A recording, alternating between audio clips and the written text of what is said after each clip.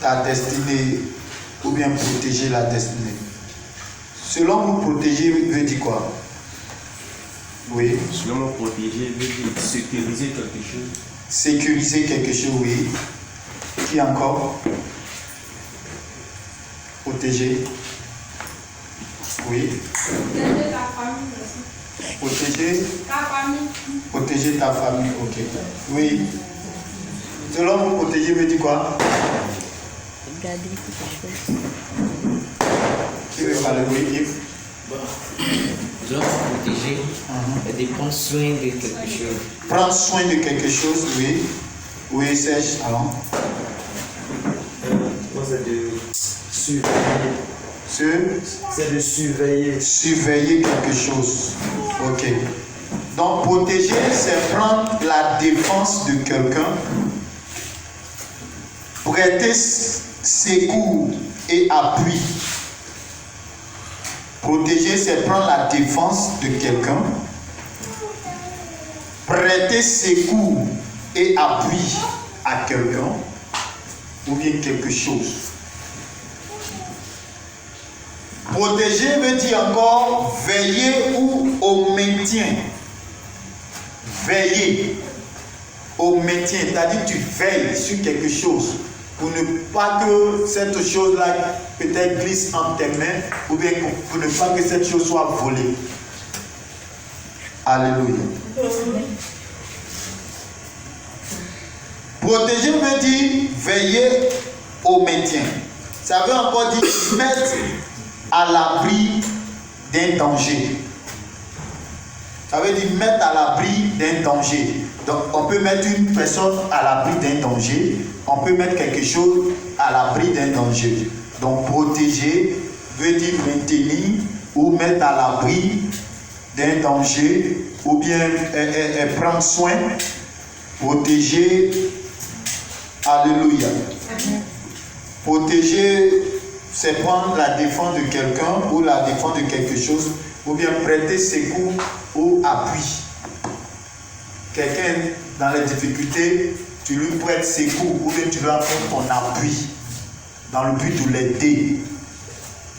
Alléluia. Selon vous, la destinée, c'est quoi? Oui. La destinée, c'est l'avenir. Elle a dit la destinée, c'est l'avenir. Qui d'autre? Oui. Ça veut dire quoi, destin? D'accord. Lui dit la destinée veut dire destin. Est-ce que le destin même existe?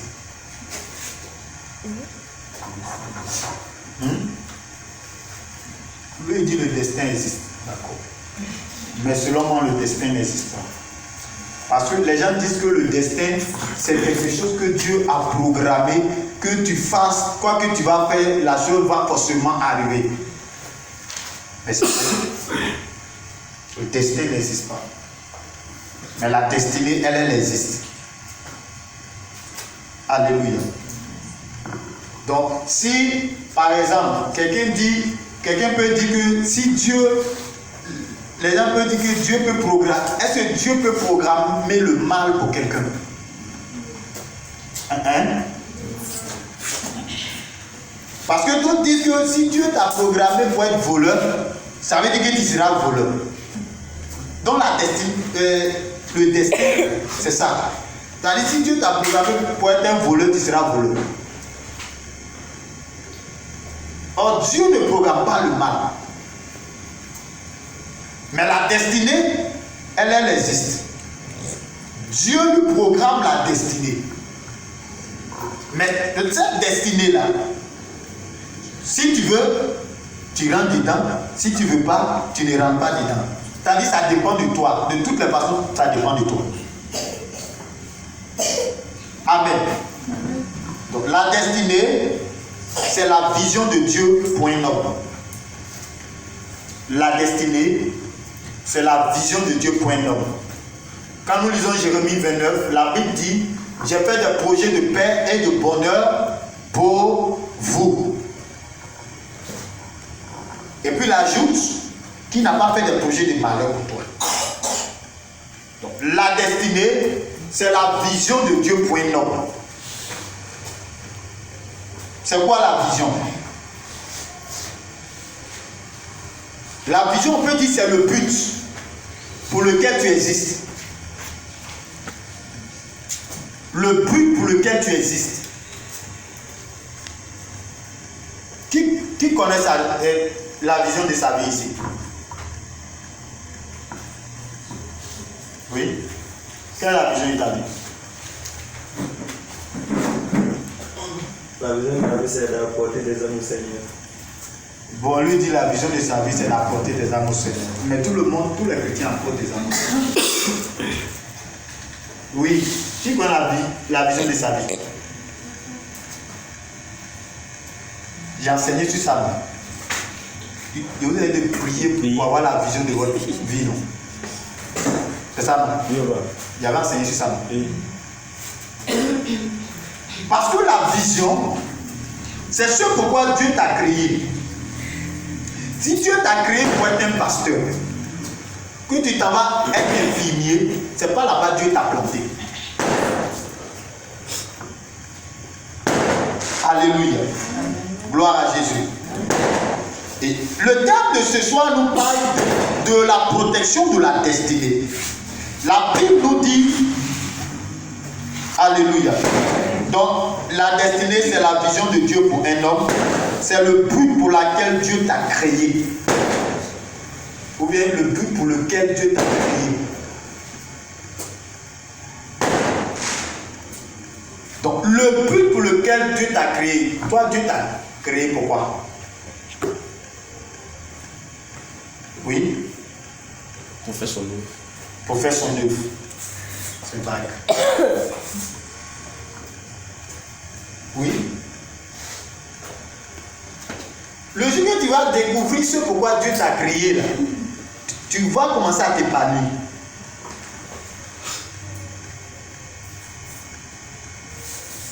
Quand moi je... Bon, c'est pas le but de mon sujet. Je vais laisser ça. Amen. Nous prenons nos Bibles dans le livre de Matthieu, chapitre 2, le verset 2. Nous allons lire le verset 2, nous allons lire le verset 10. Quelqu'un pour nous lire s'il a trouvé. Matthieu chapitre 2, verset 2.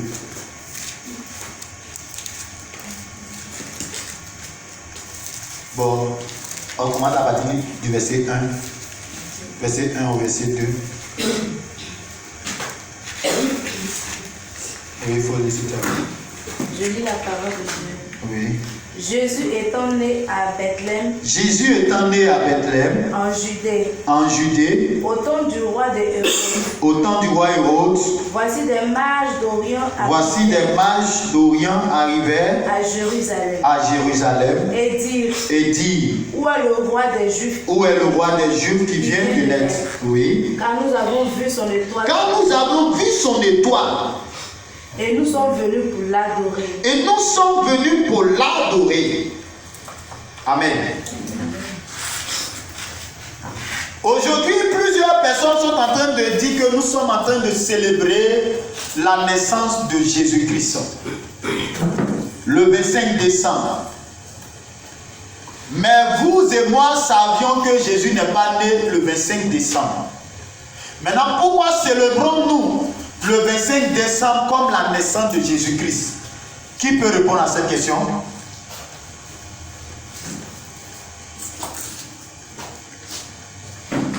Hein? D'accord, vous ne connaissez pas.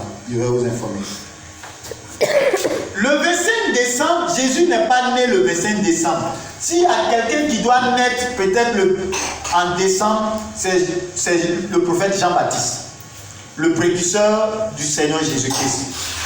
Parce qu'il a été conçu dans le mois entre le mois d'avril ou de mai. Donc la Bible dit que au 6e mois, l'ange Gabriel va apparaître à Marie pour dire à Marie qu'elle est enceinte.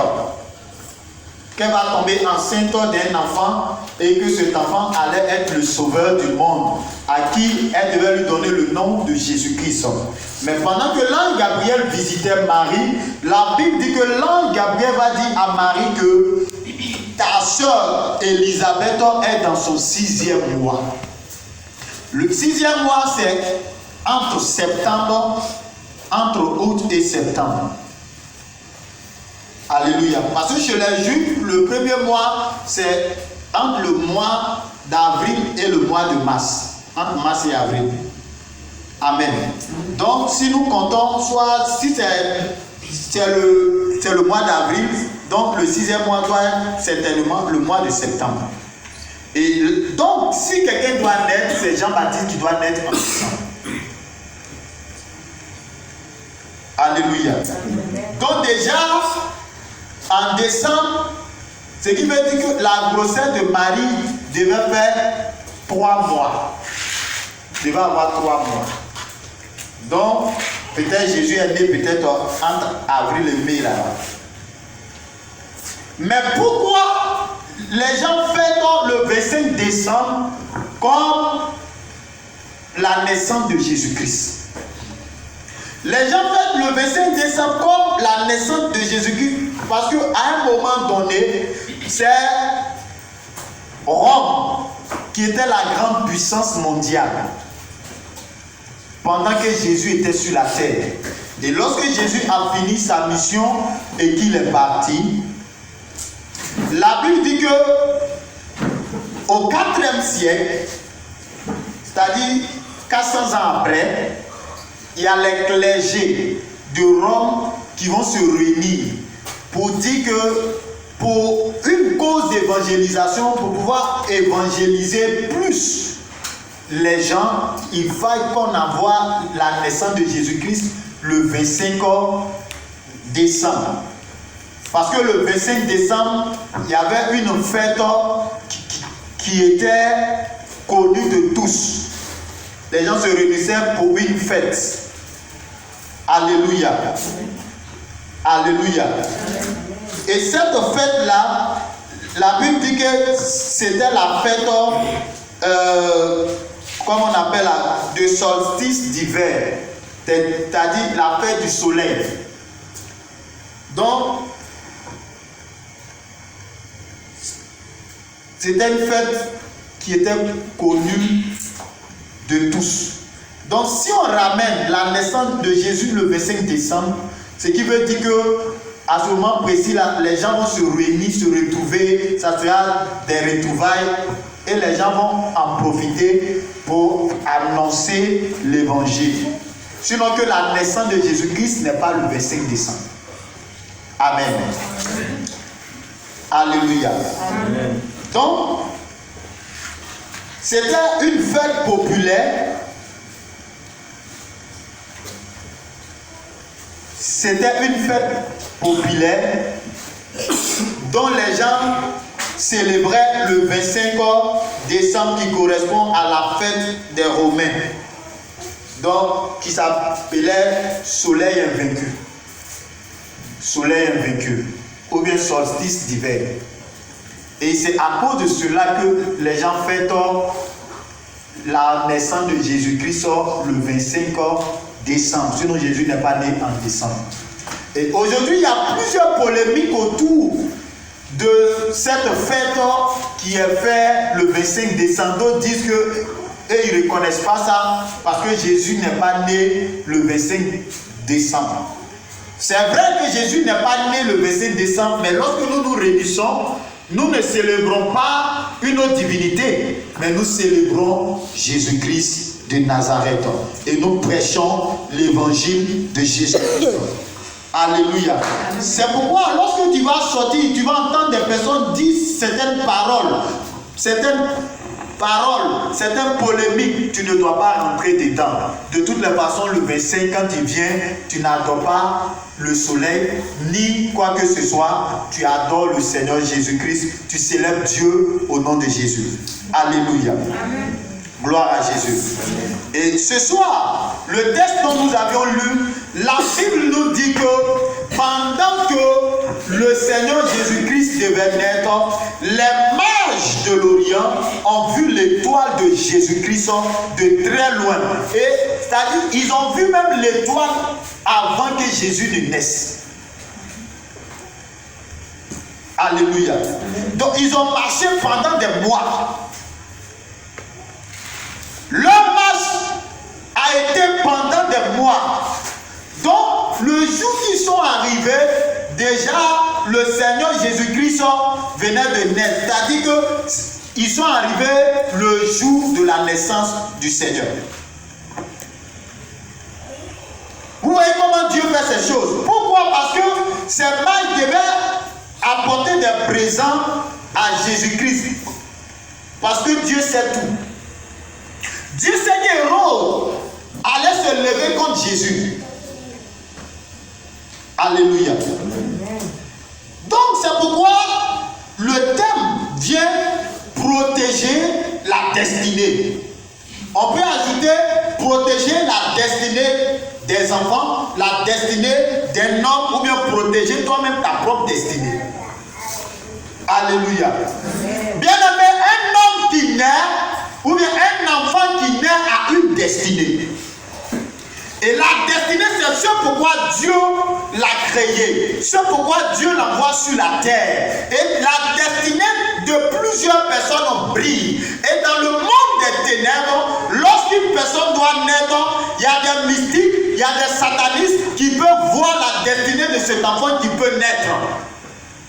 Les mages qui sont venus ne sont pas des serviteurs de Dieu, ni des servants de Dieu, ni des chrétiens, ni des enfants de Dieu. Mais la Bible dit que c'était des magiciens. C'était des gens qui consultaient les astres. Mais lorsqu'ils ont vu l'étoile de Jésus, ils ont vu que l'étoile de Jésus brillait plus que les autres étoiles. On n'a pas assez de temps, sinon j'allais rentrer dans des révélations. Mais je pense qu'on aura le temps. Amen. Une autre fois. Mais ce soir, la Bible dit que lorsque les mages sont arrivés, ils venaient, ils voyaient l'étoile. Mais lorsqu'ils sont rentrés dans la maison d'Hérode pour aller se renseigner où est le roi des Juifs qui vient de naître, la Bible dit que lorsqu'ils sont rentrés chez Hérode, ils ont perdu de vue l'étoile. Alléluia. Et lorsqu'ils ont perdu de vue l'étoile, la Bible dit que Hérode va leur dire, si vous partez, que vous finissez d'adorer ce petit enfant-là, revenez vers moi pour m'informer. Moi aussi, j'irai l'adorer. Or, la Bible dit que lorsqu'ils sont arrivés, il y a quelque chose qui s'est passé.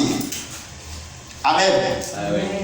Lorsqu'ils sont sortis de chez Hérode, ils ont vu l'étoile encore et ils ont suivi l'étoile jusqu'à trouver là où Jésus était avec ses parents. Mais ce soir, je veux dire un grand merci à Marie et puis Joseph parce qu'ils ont été des parents responsables. Plusieurs parents ne sont pas responsables. Les enfants naissent, ils ne protègent pas l'étoile ou la vie de leurs enfants. Plutôt, c'est eux-mêmes qui exposent leurs enfants. Or, l'étoile de tes enfants doit être protégée. Tu ne dois pas exposer tes enfants. Alléluia. Ce soir, les gens partagent bien des cadeaux. Les gens partagent, ils donnent des cadeaux aux enfants. C'est bien beau. Tout ça, c'est bon. Mais ce n'est pas ça qui est essentiel. Ce qui est essentiel, c'est de protéger l'étoile de tes enfants. C'est de protéger la vie de tes enfants, la destinée de tes enfants. Et la Bible nous dit que lorsqu'ils sont arrivés, nous allons lire le verset 10. On dit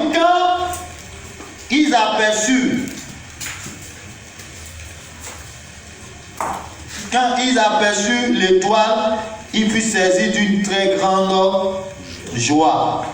Amen. Alléluia. Donc, quand ils sont sortis, ils ont revu l'étoile. Nous allons lire le verset 16 et le verset 18. Hérode, voyant qu'il avait été joué par les mages, se mit dans une grande colère et il envoya tuer tous les enfants de 2 ans et au-dessous qui étaient à Bethléem et dans tout son territoire, selon la date dont il s'était soigneusement enquis auprès des mages. Alors s'accomplit ce qui avait été annoncé par Jérémie le prophète. On a entendu des cris à Rama, des pleurs et de grandes lamentations. Rachel pleure ses enfants et n'a pas voulu être consolé parce qu'ils ne sont plus. Alléluia. Vous voyez, petit 1, chacun doit réaliser sa destinée. Chacun doit réaliser sa destinée. Lorsque tu nais, les parents peut-être ont pris soin de toi pendant que tu étais un enfant, mais lorsque tu nais, tu es devenu un enfant de Dieu, tu dois te dire que toi, tu dois réaliser ta destinée. Si peut-être, avant de prendre conscience, si ta destinée avait été attaquée, si ta destinée avait été mise en fuite, il faut que tu pries jusqu'à ce que tu puisses réaliser ta destinée. Mais plusieurs personnes attendent à ce que les choses tombent du ciel. Les choses ne vont pas tomber du ciel. Tu dois prier afin que tu puisses réaliser ta destinée. Tu dois te présenter dans la présence du Seigneur pour que Dieu puisse t'orienter.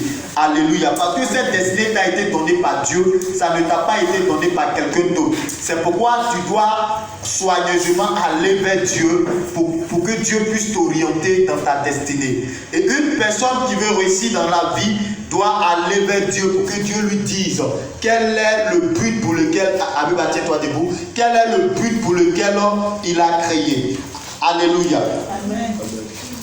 Faut te tenir debout. Alléluia. Amen. Donc chacun doit réaliser sa destinée. Peut-être que lorsque tu es né, ton père ou ta mère peut-être avait décidé même de t'avorter, mais Dieu n'a pas voulu que tu sois avorté, tu es venu. Ça veut dire que Dieu a un projet pour toi. Dieu, il faut toucher ce qui est là-bas. Dieu a un projet pour toi. Dieu a une destinée pour toi. Alléluia. Et le projet de Dieu pour toi, c'est que tu puisses l'accomplir, cette destinée. Tu puisses découvrir la destinée pour laquelle tu es sur la terre et l'accomplir. Alléluia. Et nous voyons que plusieurs n'arrivent pas à accomplir leur destinée. Ils meurent sans avoir accompli la destinée que Dieu avait prévue pour eux. Alléluia. Et ce soir, c'est pour te dire que si tu dois protéger ta destinée, c'est parce que il y a plusieurs choses qui peuvent t'empêcher de réaliser ta destinée. Nous devions aider nos enfants à réaliser aussi leur destinée. Pourquoi? Parce que la destinée ne peut pas se réaliser comme ça. Un enfant qui naît ne sait rien. Toi, tu es adulte peut-être. Tu connais certaines choses. Donc, tu dois aider l'enfant, apprendre l'enfant, enseigner l'enfant jusqu'à ce que cet enfant-là puisse rentrer dans sa destinée. Alléluia. Et cette responsabilité-là nous est donnée. La Bible dit que lorsque Hérode avait décidé de tuer l'enfant, Dieu va se révéler à Joseph pour dire à Joseph, prends ta femme et fuyez jusqu'en Égypte. Parce que le roi Hérode cherchera à faire mourir le petit enfant. Bien aimé, Joseph pouvait dire d'accord, je vais aller dans une semaine. Joseph pouvait dire je veux peut-être aller peut-être dans un mois ou bien dans 2 semaines. Mais si Joseph tardait, qu'est-ce qui allait se passer? Hérode allait tuer Jésus. Et puis on n'allait pas connaître, on n'allait pas avoir la victoire. Aujourd'hui, cette victoire que nous l'avons. C'est pourquoi je suis en train de te dire, toi qui es parent, si tu ne veilles pas sur la destinée de tes enfants, il y a des héros qui sillonnent, il y a des héros qui en veulent même à la destinée de tes enfants. Est-ce que vous avez déjà appris qu'il y a des destinées des enfants qui ont été volées? Il y a l'étoile des enfants qui ont été volées. Vous n'avez jamais appris ça? Le gars, il vient, il donne bonbon à l'enfant, et puis dès qu'il prend bonbon là, sa destinée, c'est comme si c'est un remplacement. Donc vous qui avez les enfants, vous devez prendre soin de vos enfants, vous devez préserver la vie de vos enfants, vous devez préserver l'avenir de vos enfants. Alléluia. Si tu ne le fais pas, Dieu va te demander compte. Donc si Joseph n'avait pas réussi cette mission, s'il n'avait pas fui avec sa femme et son enfant, peut-être qu'Hérode allait tuer l'enfant et allait tuer Joseph et puis sa femme, pour ne pas qu'il mette encore au monde un autre Jésus. Alléluia. C'est pourquoi ce soir tu dois comprendre que la destinée est une chose très importante et tu dois comprendre que ta destinée est convoitée. Plusieurs convoitent ta destinée. Plusieurs veulent détruire ta destinée si tu ne le sais pas. C'est pourquoi le petit toit, nous allons étudier. Il y a des ennemis de la destinée. Il y a des ennemis de la destinée. Donc peut-être que toi tu ne sais pas. Tu penses que la vie là c'est comme ça, on la vit comme ça. La vie ne se vit pas comme ça. Il y a des ennemis de ta destinée. Pourquoi chaque fois tu as eu à faire des projets, tu n'as pas pu aboutir? C'est parce qu'il y a des ennemis de ta destinée. Ils ne veulent même pas te voir même sourire un peu. Ils ne veulent même pas même te voir aller de l'avant. Bien aimé, il y a les ennemis de la destinée. Alléluia. Nous voyons que les gens prennent le temps, ils perdent le temps devant des travaux même qui ne vont pas leur permettre d'accomplir leur destinée. C'est-à-dire qu'ils s'épuisent, ils s'épuisent. Et plusieurs personnes se sont épuisées alors qu'ils n'étaient même pas au bord même de leur destinée. Il y a un homme de Dieu, il y a un papa qui se nomme Kenneth Hagin. Papa Kenneth Hagin a servi Dieu pendant des années, pendant presque 12 ans. Mais il n'était pas entré dans sa destinée. Et un jour, dans l'église où il était, l'église prospérait, l'église avançait, les gens étaient sauvés, il y avait l'argent. C'est pourquoi il a dit que pour lui c'est pour sauver les âmes. Mais est-ce que c'est ce que Dieu t'a dit qui est ta destinée qui est là? Tout le monde doit sauver les âmes. Papa Hagin a sauvé des âmes. Il encadrait des âmes. Il priait même pour les malades. Et puis un jour, il sentait qu'il y a quelque chose qui ne va pas. Et un jour, il va se retirer dans la présence de Dieu pour interroger Dieu. Qu'est-ce qui ne va pas? Il rentre, il interroge Dieu. Et puis Dieu lui dit, je ne t'ai jamais appelé à faire travail d'un évangéliste, ni travail d'un pasteur. Que tu n'as même pas encore commencé la mission pour laquelle Dieu t'a appelé. Pourtant, il a fait 12 ans dans le ministère. Et puis Dieu lui dit, tu n'as même pas encore commencé. Bien-aimé, tu dois découvrir ta destinée et mettre tous les moyens pour réaliser la destinée. Alléluia. Gloire à Jésus.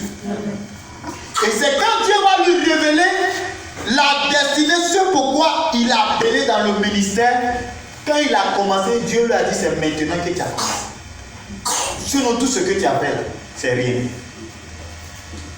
Donc, tu peux comprendre qu'une personne peut naître, peut travailler, peut faire beaucoup de choses, même sans même commencer même sa destinée. Il y a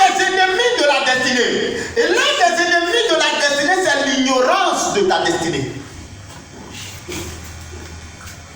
Donc la première des choses, c'est l'ignorance de ta destinée. Quand tu ne connais pas ta destinée, quand tu ne sais pas ce pourquoi tu es sur la terre, ce pourquoi Dieu t'a envoyé sur la terre, tu es un ignorant et tu ne connais pas. Donc, tu fais les choses, tu t'en fous. Tu fais les choses à la je m'en fous. Je vais faire si ça a marché, c'est ça. Si ça n'a pas marché, c'est ça. Alléluia. Bien-aimé, il y a des ennemis de la destinée. La Bible dit qu'Hérode, à cause de Jésus, va tuer plusieurs enfants. Donc, il y a des Hérodes qui cherchent à assassiner t'assassiner ou assassiner tes enfants. Donc, si tu te laisses, Hérode va effectivement t'assassiner. Combien de personnes ont été assassinées? Combien de serviteurs de Dieu même ont été empoisonnés et puis ils sont morts? Vous qui mangez partout.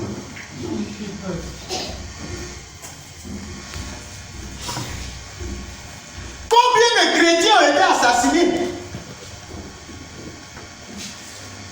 Dieu dit qu'on va manger, on va boire quelques breuvages mortels, cela ne nous fera point de mal. Première fois, si Dieu t'a délivré, tu ne sais pas, il t'a délivré une première fois, une deuxième fois, une troisième fois là, tu ne fais pas attention, tu es resté dedans, parce que tu fais pas exprès.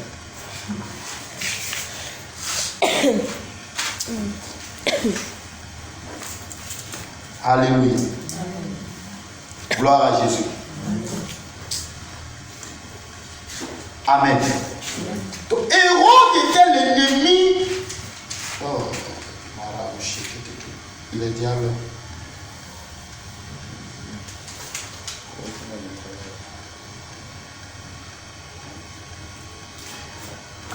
La Bible nous dit que le roi Hérode, quand il a appris la nouvelle qu'un roi était né, la Bible dit qu'il fut troublé. Et avec lui, tout Jérusalem aussi fut troublé. Un enfant qui vient de naître a troublé tout le royaume de Jérusalem. Un bébé. Alléluia. Est-ce que tu sais que ta destinée peut troubler certaines personnes? Bon, comment tu peux comprendre que vous êtes dans la même famille et puis quelqu'un est jaloux? Il ne veut pas que tu réussisses. Comment tu peux comprendre? C'est parce que ta destinée l'énerve. Quand il regarde ton étoile, il voit ton étoile, il sait que tu vas réussir. Il sait que tu vas aller loin. Il sait que tu vas réussir, ça l'énerve. Comment il va faire pour te tuer? Alléluia. Maintenant, vous êtes là, vous vous épuisez. Vous ne réservez pas des carburants dans la prière, des carburants pour vous rapprocher de Dieu. C'est-à-dire, on doit mettre feu, braise, ou bien feu sur votre carapace pour que vous aimiez la présence de Dieu. Est-ce que tu sais qu'il y a des ennemis de la destinée? Un homme de Dieu m'a regardé et il dit, tout le monde peut jouer, mais toi, si tu joues, tu es un homme mort. Toi, il t'a une fois dit ça. Parce que je dérange le royaume du diable. Ce que je dois accomplir avec Dieu est tellement grand. Donc Satan même lui-même, il a déjà peur. Il a déjà peur.